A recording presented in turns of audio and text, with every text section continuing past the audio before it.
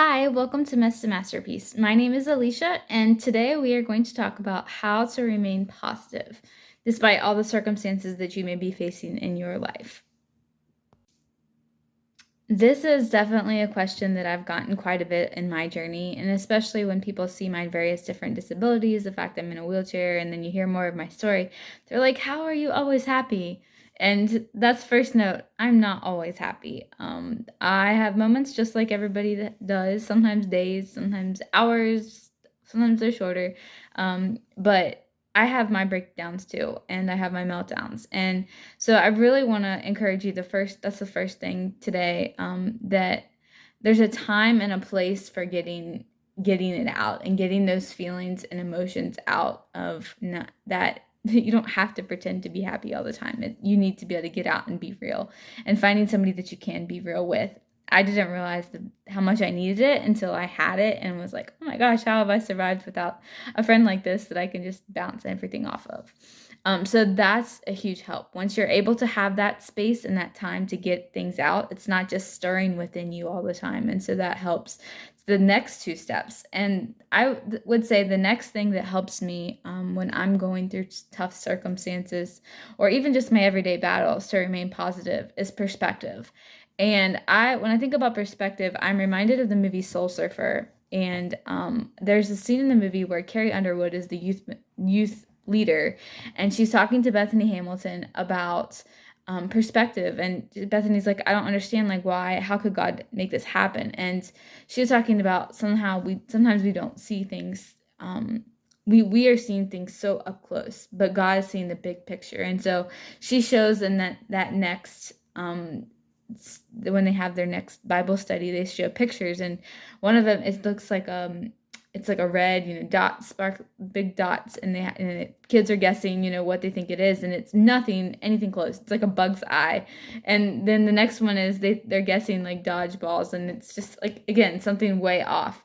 And so when we're up close and looking through such a tight telescope or such a tight lens, it's really hard to see how this could be there's any positive. And so taking a step back is always super helpful for me.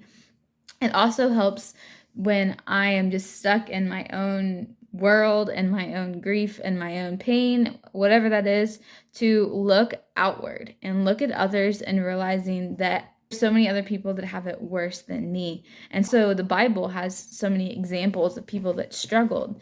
And not only does that help acknowledge that pain, like I was talking about, and just making it more valid in a sense, and realizing I'm not the only one, but it also opens my eyes to realize that my earthly struggles, they're going to be coming to an end, but also there's a lot more things that I could be having to suffer, whether it's being thrown in jail for being a Christian, or we have so many privileges here that we take for granted. So perspective, that's definitely one of the biggest helps. And with both of those, I've learned that grumbling, when we grumble, again, there's a time and a space for that, but when we can turn that to gratitude, it makes a huge difference. And so you're probably like, Alicia, there's not much I have to be, how am I supposed to be thankful for a tube, or thankful for sickness, or thankful for not being able to see, or thankful for not being able to walk? But I try to find the little things. And so the fact that I got up out of bed today, I can be thankful for that. The fact that I can make these videos is a gift. And so even though it's might be seem little things, maybe later on today I might get to go have a conversation with a friend, and that's a gift. Going to an appointment is a gift. Everything that we we're not guaranteed tomorrow, we're not guaranteed anything in this life. And so just continuing to have the lens of gratitude is so important. And then once we're able to see through that lens of gratitude, we're also able to give our lives away and serve other people and bless other people. And that can be a gift in itself. So I mentioned in the beginning that this question is often asked. People will say, how are you always positive? How are you always joyful? And that's one thing I really want to focus on, is that joy is not able to be manufactured on my own. I cannot be joyful, just me, Alicia. I'm not strong enough for that. But because of Jesus, that's how I can be joyful. And knowing that when I abide in him and am focus on the Lord, He is able to help me withstand all the trials and temptations that come my way. And that it got he's the one that is guiding me through.